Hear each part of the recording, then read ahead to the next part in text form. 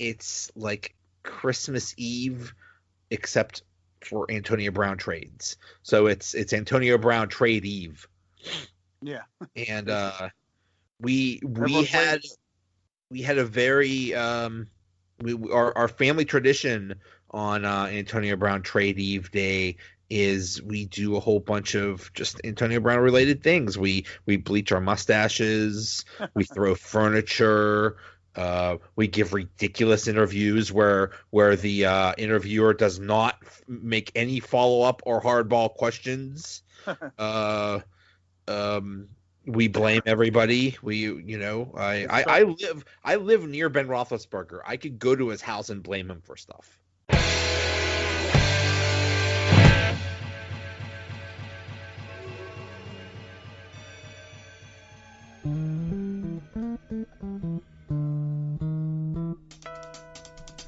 What's going on, everybody? Welcome to another episode of Donut Bag, part of the Pod Hub Network. Okay, so here's what happened. I talked to Mark Hagelauer. This was Thursday night, before the Steelers said they would announce a trade or finalize a trade for Antonio Brown. This is on March 7th. So I talked to Mark, and we have some jokes about AB trade eve and all this funny stuff. Ha ha ha.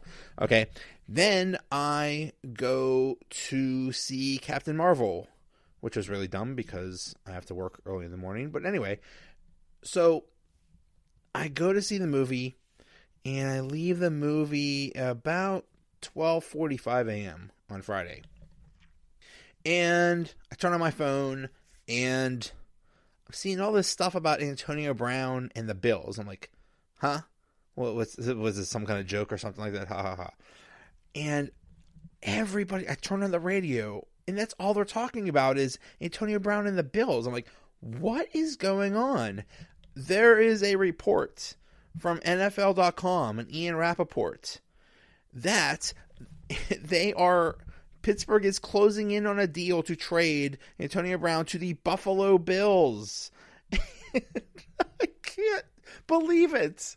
The Bills. I'm in shock. I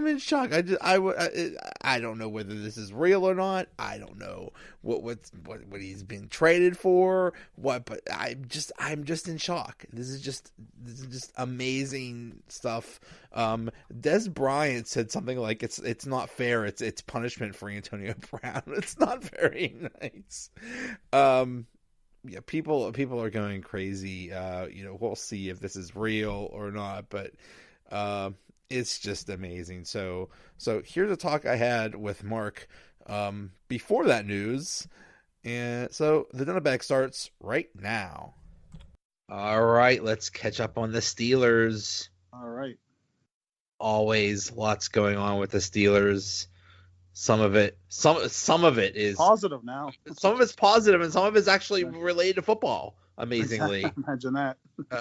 With me to talk about it is regular Mark Hagelauer. What's up, man? Hey, how's it going? Oh, it's going. All right. So off season is moving along now. It's a little bit's going on here. I'm sure there will be like dog days like after the draft or something like that, but not really. I mean, the draft is at the end of April. And then I think OTAs are in May, or maybe May and June it'll calm down. But it's like there's really no more off season in the NFL. Oh yeah, it's just constant, especially with social media. It never ends. Yeah, especially with this team. So big news today on the contract front. The Steelers agreed to an extension with Marquise Pouncey and Ramon Foster. So really cool. I've heard speculation that Ben had a lot to do with that. Oh no, what happened to Crosby? No, he just got a high stick. He's all right. I think he's all right. He just got okay. Yeah, no, we both have the game on. So. Oh my God. But they called a double minor for. He must have been bleeding. You know what? I'm a little bit behind. Oh, are you? Okay, or my feed is a little bit behind. Oh, so okay, so that's okay. So there is a power play. His eye's not dangling out of his head. Okay. So just Okay. So back to the Steelers. Yeah. So I heard, I mean, because who did they agree to a pretty big tender? Was it Finney? No. Yeah, Finney. Not Filer. It was Finney. One of the F guys. I think They it's BJ placed Finney. They placed a second round tender on guard BJ Finney. Yeah. The tender's worth $3 million. So basically, there was speculation. It's like, oh, that means maybe.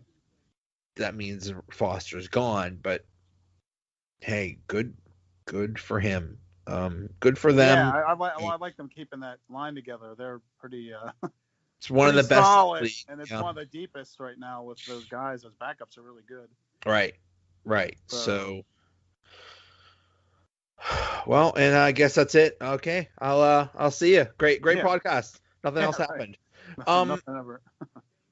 So, and I will admit, I stole this from Andrew Filipponi, which is a major sin. Oh no! But oh my God, it's a 5-on-3. Yeah, because they had a power play before. Okay. Oh, so you already know they didn't score. Okay, you're a minute or two ahead of me. Okay, so this is what I stole from Andrew Filipponi. Basically, it's like Christmas Eve, except for Antonio Brown trades. So it's Antonio Brown trade Eve. Yeah.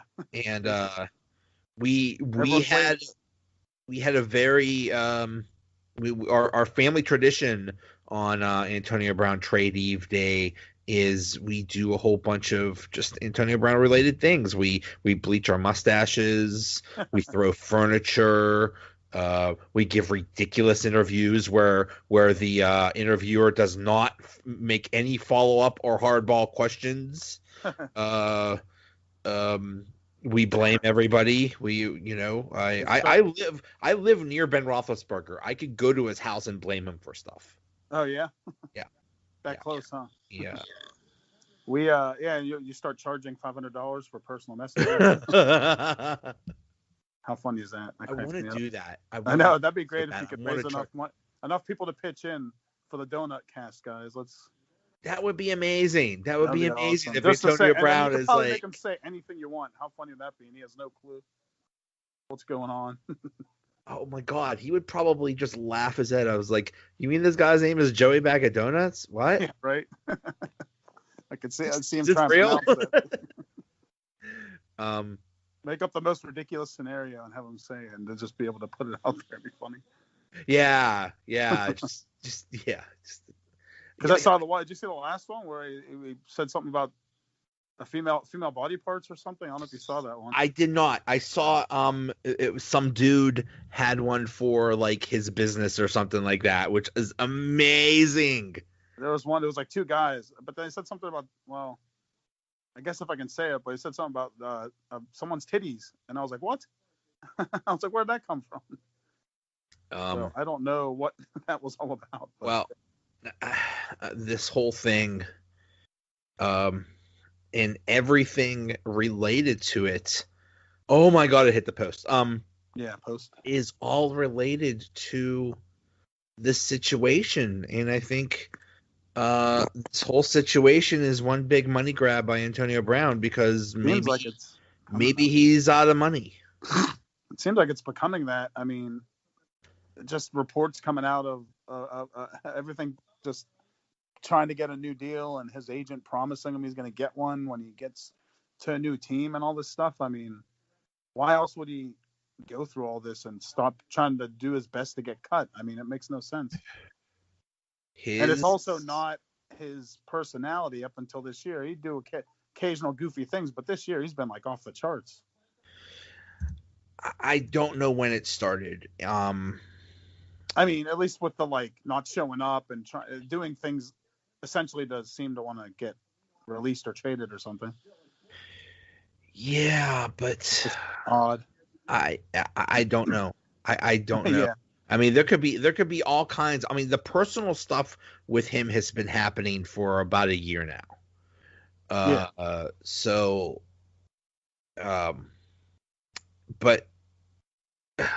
I thought it was interesting that the Steelers said, "Hey, Friday is the day."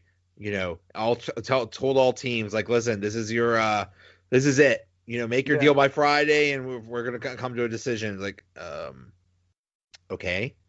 The first thing that popped into my mind is that they have an offer that they like, wondering if it's Oakland or something, and for a first, but they're also telling people, hey, this is when we're gonna they just pull want the to get it trigger. over with. Give us your best shot if you want to try and outdo it. Yeah, do it. Because a couple teams did drop out, and I'm wondering if it's because they did get that the offer they wanted, and then maybe they're backed off because it's too much. They don't have an extra pick to kind of take that chance or whatever. Here's my thing. My fear is, let's say it's Washington or something like that. I don't know, or Oakland or whatever. Let's say the Steelers pick a team, and it's out there that they pick a team. What if he doesn't like that? What if he he decides that's not who I want to go to, and he starts acting out again and being a complete moron, idiot, fool, whatever that he's being. I don't know. That's my take on that. I personally don't care, as long as he can do whatever he wants once he's traded, because then he's their property. But here's the thing. So he said something in one of those ridiculous interviews, and by the way, shame on ESPN. Oh, that was terrible. That was like just pretty much just let him vent, basically. You know who I wish would have interviewed him? Did you see that R. Kelly interview? Oh yeah. That's who should have interviewed Antonio Brown. I saw highlights of it. Yeah, you should have made him cry. Yeah. Ask some decent questions. Yeah, ESPN. I'm so glad I don't get that. I don't get that channel. They're a joke. Yeah, that channel's been just a farce for like 20 years now. Yeah, 15, 20 years. It's been garbage. How dare you just let him say all that stuff without one follow-up question? Yeah, he just said the most ridiculous things. I thought it was also very interesting that in the beginning, the national media, the national quote-unquote, they were all on his side, and now they have turned on him.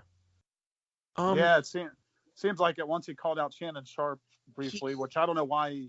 There's something about Shannon Sharp, because Shannon Sharp had his back the whole time.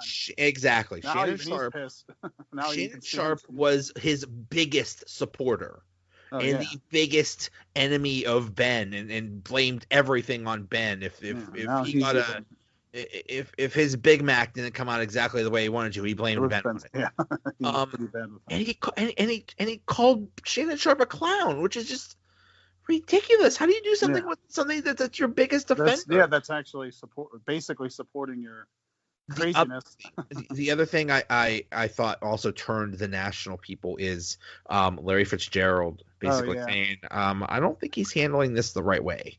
And, with all the respect that Larry Fitzgerald gets, and that, he's so well respected and just so smart, that everybody's like, oh, geez, maybe he's onto something here. So there's a couple reasons I think that is, but I think that's the biggest reason is he's just so well respected, and he doesn't even usually say much about anything. So if he's actually speaking up, he might actually have a good point or something. Yeah. So this is from Jeremy Fowler earlier today. As of Thursday afternoon, no definitive leader in Antonio Brown trade sweepstakes. Pittsburgh still plans to field best offers by Friday. We'll assess situation at that point. For team, it's about best overall deal from what I'm told, not simply first rounder or bust. I also heard that Oakland is the, quote unquote leader in the clubhouse, and they're having second thoughts because this is all a giant money grab by Antonio Brown. And what did he say in one of those interviews? You have to play by my rules or whatever. Like stupidity. That also, that play by his rules thing. Again, I'm not blaming anyone more than AB himself, but that also shows you kind of the monster that was created under, because like he thinks that's okay. Like, can you blame the players in the locker room? Can you blame Tomlin for letting it go on? But a little bit. But that's, if he really thinks that that's how it works, then he's definitely had way too much leeway. My guess was that he would, through all this, hear that everybody's saying what a horrible monster he is and what a terrible